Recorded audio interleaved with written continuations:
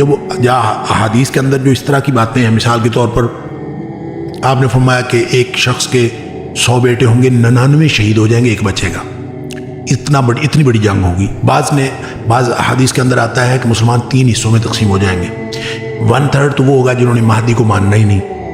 ان جنگوں میں شرکت ہی نہیں کرنی، انہوں نے علیحدگی اختیار کر لینی ان جنگوں سے، ان کا ایمان کے ساتھ کوئی تعلق نہیں ہوگا۔ باقی جو 2 حصے رہ جائیں گے اس میں سے آدھا، یعنی ٹوٹل میں سے 1/3 وہ جنگوں میں کام آ جائے گا، شہید ہو جائے گا۔ اور یہ وہ شہادتوں کی بات ہے کہ ایک شخص کے 100 بیٹے ہوں گے تو 99 شہید ہو جائیں گے، یا پھر جو کوا جو ہے وہ اڑتا جائے گا اور لاشیں اتنی ہوں گی زمین پر پڑی ہوئی کہ اس کو بیٹھنے کی جگہ نہیں ملے گی، اور وہ اڑتا اڑتا مر جائے گا اور مر کے گرے گا۔ اچھا، یہ اس قدر جو ہے وہ مسلمان اگر اس قدر شہید ہوں گے تو ظاہر ہے کہ طرفین کے لوگ ہوں گے نا، مارے جائیں گے، تو دوسری طرف کے بھی تو لوگ مارے جائیں گے۔ تو اس جنگ کے دوران جب عیسیٰ علیہ السلام کا نزول ہے تو وہ دمشق کی بات ہے۔ جب ہم شام کی بات کرتے ہیں تو شام اس وقت کا جو شام ہے وہ آج والا شام نہیں ہے، اس وقت کے جو 4 ممالک کم از کم آپ سمجھ لیں، یعنی اس وقت جو اردن ہے، فلسطین ہے، لبنان ہے اور شام ہے، یہ 4 ممالک کم از کم، یہ 4، وہ ویسے کچھ حصہ تو اور بھی شام کے اندر شامل ہوتا ہے، لیکن یہ 4 ممالک مل کے ایک ملک بنتا ہے جو اس وقت شام کہلاتا تھا۔ تو ملک شام میں ہی دجال کا ظہور ہوگا، اور ملک شام میں ہی امام مہدی ہوں گے، ملک شام میں ہی نزول عیسیٰ علیہ السلام ہوگا، اور فائنل مارکا بھی ملک شام میں ہونا ہے۔ ٹھیک ہے جی، اب یہ جو شام میں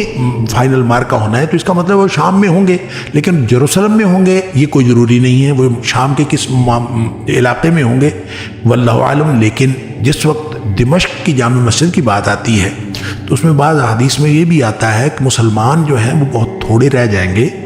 اور وہ اس وقت دمشق کی جامع مسجد میں جیسے پناہ لیے ہوئے ہوں گے۔ اس وقت حضرت عیسیٰ علیہ السلام نازل ہوں گے، پھر عیسیٰ علیہ السلام کے نازل ہونے کے بعد جب وہ قیادت کریں گے، اگرچہ وہ پہلی نماز کا جو معاملہ ہے کہ نماز تو مہدی ہی پڑھائیں گے، صرف اس لیے اس میں بتایا یہ گیا ہے، اور یہ صحیح حدیث ہے، بتایا یہ گیا ہے کہ تاکہ یہ پتہ چلے کہ حضرت عیسیٰ علیہ السلام جب وہ نازل ہوں گے تو وہ نبی پاک صلی اللہ علیہ وسلم کے امتی کی حیثیت سے نازل ہوں گے، اور وہ اس لیے مہدی کے پیچھے وہ نماز پڑھیں گے، لیکن اس کے بعد جنگ کی قیادت جو ہے وہ بہرحال حضرت عیسیٰ علیہ السلام کریں گے، اور اس قیادت میں پھر وہ دجال کو قتل کرنا، یہ حضرت عیسیٰ علیہ السلام کے ہاتھوں دجال قتل ہوگا، اور پھر دجال کے جو ساتھی ہیں سارے کے سارے جو یہودی ہیں یہ دجال کے ساتھی ہوں گے، اور ان کے بارے میں آتا ہے کہ اس آخری مارکے میں پھر ایک وقت آئے گا کہ کوئی درخت بھی یہودی کو پناہ نہیں دے گا، جب دجال بھی مارا جائے گا اور پھر کوئی درخت بھی ان کو پناہ نہیں دے گا، اور مسلمان کو درخت بھی بتائیں گے کہ میرے پیچھے یہودی چھپا ہے، آ کے اس کو مار لو، سوائے ایک درخت کے جو غرقت کا درخت ہے، اور اس کے بارے میں آتا ہے کہ وہ بہرحال جس علاقے میں زیادہ پایا جاتا ہے یہ زیادہ لوگ رکھتے ہیں۔ تو یہ ایک بنتی ہے ترتیب، واللہ اعلم۔ ایک سوال شیخ بڑا امپورٹنٹ نوجوان جاننا چاہتے ہیں ایران کے کردار کو، کرنٹ جو کنفلکٹ ہے اس میں آپ پرسنلی ایران کے کردار کو کیسے دیکھ رہے ہیں؟ دیکھیں جی، ایران کے بارے میں پوری دنیا میں ایک جو کانسیپٹ پایا جاتا ہے، میں اس کو مس کانسیپشن تو نہیں کہتا، لیکن ایک تصور پایا جاتا ہے کہ شاید ایران نے ہمیشہ امریکہ کا ساتھ دیا ہے، اور بظاہر امریکہ کے خلاف ہے، اور حقیقت میں یہ امریکہ کے ساتھ ہے، اور امریکہ کی پراکسی بن کے انہوں نے مسلمانوں کے خلاف جو ہے بہت زیادہ رول پلے کیا ہے، اور ماضی میں جتنی بھی جنگیں ہوتی رہی ہیں جس میں سنی مسلمانوں کا جو ہے وہ قتل عام ہوا ہے، اور مختلف ممالک کی جو بات ہے اس میں بہرحال ون وے اور دی ادر ایران کی حمایت امریکہ کو حاصل رہی ہے۔ یہ ایک کانسیپٹ پایا جاتا ہے، اور اس کے بارے میں بہرحال شواہد بھی موجود ہیں کہ ایران جو ہے وہ اگر مدد نہیں امریکہ کی کرتا رہا تو ایٹ لیسٹ کمفرٹیبل ضرور رہا ہے، ان کو کبھی سنیوں کے خلاف امریکہ یا اسرائیل کی کسی بھی کارروائی کی کوئی اس طرح سے تکلیف نہیں ہوئی جس طرح سے ہونی چاہیے تھی۔ اگر یہ بات درست بھی ہو تو اس میں تو جو سنی سٹیٹس ہیں وہ بھی اور شیعہ سٹیٹ جو ہے وہ سارے برابر ہیں، یعنی اگر غزہ جو ہے اس کے اوپر ظلم ہو رہا تھا تو ایران نے کچھ نہیں کیا، तो बाकी मुसलमान रियासतों ने भी कुछ नहीं किया, वो चाहे मुसलमान वो शिया रियासतें हैं चाहे वो सुन्नी रियासतें हैं। लिहाजा मेरा ख्याल है इस कॉन्फ्लिक्ट को शिया और सुन्नी के तनाजुर में नहीं देखना चाहिए। देखिए हर मुल्क का अपना अपना मुफाद है और हमने बहुत सारे जो मसलकी एतबार से यकसां मौक़िफ़ रखने वाले ममालिक जो हैं उनकी इंटरनेशनल पॉलिसीज़ भी मुख्तलिफ देखी हैं, उनकी स्ट्रेटजी भी मुख्तलिफ रही है और माजी में भी मुख्तलिफ रही है, हत्ता कि इस वक्त भी मुख्तलिफ ममालिक की स्ट्रेटजी मुख्तलिफ है और वो अगरचे एक दूसरे के खिलाफ बरसरे पैकार न भी हों लेकिन उनकी स्ट्रेटजी डिफरेंट है और बावजूद इस बात के कि वो मसलकी तौर पर हम हैं लेकिन उनके आपस में अपने में मुफादात हैं और मुफादात मुख्तलिफ औकात में मुख्तलिफ मुल्कों के रहे हैं। तो ये तो इशू तो ये हुआ कि जब से हम नेशन स्टेट्स में 57-58 नेशन स्टेट्स में तक़सीम हुए हैं तो अब ज़ाहिर है हर एक की अपनी एक यानी मुफायदा है और अपनी दिलचस्पी है और हर कोई अपना फ़ायदे की बात करता है, दिलचस्पी की बात करता है। तो ये तो शायद वही बात है जो नबी करीम सल्लल्लाहु अलैहि वसल्लम ने फरमाया था कि तुम जो सोबान रज़ी अल्लाह तआला वाली हदीस में नबी करीम सल्लल्लाहु अलैहि वसल्लम फरमाया था कि लोग तुम्हारे ऊपर इस तरह टूट पड़ेंगे जैसे भूखे खाने के ऊपर टूट पड़ते हैं। तो साहबी ने कहा था कि हम थोड़े होंगे, आपने फरमाया था नहीं तुम तो बहुत ज़्यादा होगे, लेकिन तुम्हारी हालत ये होगी कि दुश्मन के दिल से तुम्हारा रोब निकल जाएगा और तुम खसो खाशाक की तरह हो जाओ और जैसे आगे सैलाब के आगे खसो खाशाक फिरता है, हालात जिधर ले गए उधर चले गए, यानी मुसलमान कोई स्टैंड पॉइंट फर्म नहीं होगा। वजह क्या होगी? फरमाया वहन आ जाएगा। वहन क्या है? फरमाया हुब्ब दुनिया व कराहियतुल मौत, यानी दुनिया की मोहब्बत और मौत से नफरत, ये आ जाएगा। अब ये किस किस में है? अब अगर सिर्फ ईरान नहीं, अब हर मुल्क को देखें, हर मुल्क के अंदर ये वहन मौजूद है। कौन सा मुल्क है जो अपने मादी मुफादात को प्रोटेक्ट नहीं करता? सारे मुल्क अपने अपने मादी मुफाद को प्रोटेक्ट करते हैं। अब जहाँ भी देख ले, जिस मुल्क का भी नाम ले ले, उसी तरह ईरान भी अपने मुफादात को प्रोटेक्ट करता है। लिहाजा जो भी इख्तिलाफात बाहमी तौर पर उम्मत मुस्लिमा के इन सारे ममालिक के आपस में हों,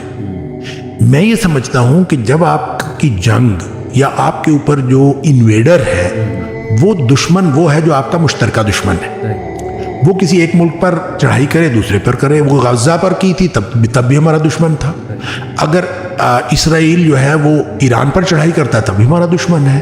अगर वो पाकिस्तान के खिलाफ कोई कार्रवाई करने की बात करता है तो भी हमारा दुश्मन है। अगर वो सऊदीया के खिलाफ करे तो भी हमारा दुश्मन है। अगर हम इस दुश्मन को जो मुसलमानों का दुश्मन है बहैसियत उम्मत मुस्लिमा नहीं देखेंगे तो अल्टीमेटली उनका तो मकसद वो पूरा हो जाएगा जिस मकसद के लिए वो सारा कुछ कर रहे हैं। अब मौजूदा कॉन्फ्लिक्ट को देखें तो एक तरफ इसराइल और अमेरिका ने मिलकर ईरान पर हमला किया। अब ईरान जो है उसने अगरचे उसके मुकाबले में सिर्फ इसराइल पर हमला नहीं किया, अमेरिका तो दूर है, लेकिन अमेरिका के जहाँ जहाँ अड्डे थे उसने उसके ऊपर हमला किया। साथ ही साथ पता ये चला कि बहुत सारी ऐसी साइट्स भी उन्होंने वहाँ पे मिसाइल फेंके हैं जो बिल्कुल यानी सिविलियंस की साइट्स हैं, और वो सऊदी अरब के अंदर भी और इमारात के अंदर भी और मुख्तलिफ ममालिक के अंदर तो वहाँ भी मिसाइल लगे हैं। अब ईरान जो है ये तो ऑन रिकॉर्ड बात है कि ईरान डिनाई करता है कि हमने वो बम नहीं फेंके।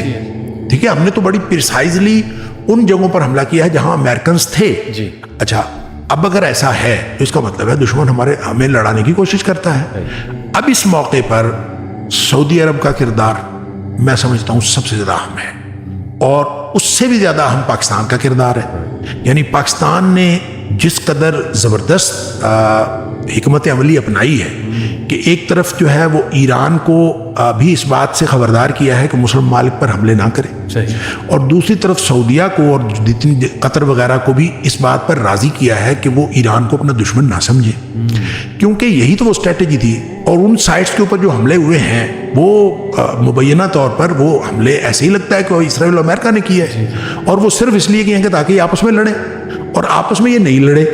और हम अब तक देख रहे हैं कि ये नहीं लड़े। और बावजूद सारी उस कॉन्फ्लिक्ट के जो प्योर फिरकावारियत वाला या यूं कह लीजिए कि मुसलमानों में जो मसल की तफावत है और मसल की तजाद है उसको फोकस करके जिस तरह मुसलमान तकसीम हुए हैं उस सब के बावजूद ये जब सऊदीया और ईरान का आपस में क्लैश नहीं हुआ तो ये मैं समझता हूं कि असल दुश्मन की जो नाकामी है वो ये है। और ये वो नाकामी है जो दुश्मन अपनी नाकामी की वजह से मुख्तलिफ जगहों पे हम देखते हैं कि वो अमेरिका हो या इसराइल हो, वो इस बात का इजहार करता है वन वे और द अदर کہ اس کو یہ اس بات کی تکلیف ہے کہ کیوں نہیں لڑے آپس میں، لہٰذا وہ کسی جگہ ایران کو جو ہے وہ ڈی موٹیویٹ کرتا ہے، کسی وقت وہ سعودیہ کو ڈی موٹیویٹ کرتا ہے، کسی وقت وہ پوری امت مسلمہ کو ڈی موٹیویٹ کرتا ہے. اور اس میں پاکستان نے جو کردار ادا کیا ہے، یہ جو کر رہا ہے، وہ مشکل بھی ہے، اہم بھی ہے. اور میں یہ سمجھتا ہوں کہ جو بھی موجودہ ہماری قیادت ہے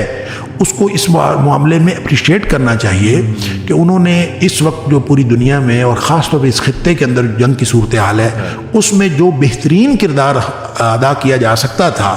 میرے خیال میں واللہ عالم یہ پاکستان کی جو اس وقت کی موجودہ قیادت ہے وہ واقعتاً وہ کردار ادا کر رہی ہے اور وہ کرنا چاہیے تھا. اور اس وقت اسٹریٹجیکلی پاکستان کی جو پوزیشن ہے وہ اسی لیے زیادہ اہم ہو گئی ہے. اور اس علاقائی جنگ میں ہمیں جو کرنا چاہیے اور جو جس چیز کا میں یہ سمجھتا ہوں ضرورت ہے وہ یہ کہ پوری امت مسلمہ کو ایک بات سمجھنی چاہیے کہ ہمارا دشمن مشترکہ ہے، اور کسی بھی حوالے سے وہ کام نہ کریں جس سے دشمن کو فائدہ ہو. لہٰذا